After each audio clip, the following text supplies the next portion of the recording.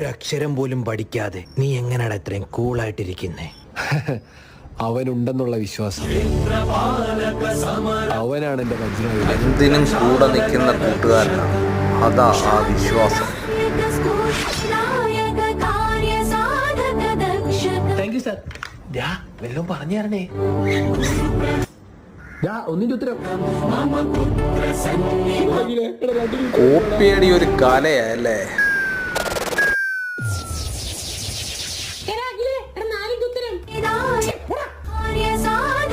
ഇച്ചിരി സ്മെല്ല് കാണും. ആരും കോപ്പി അടിക്കാൻ നോക്കണ്ട, സമ്മതിക്കത്തില്ല.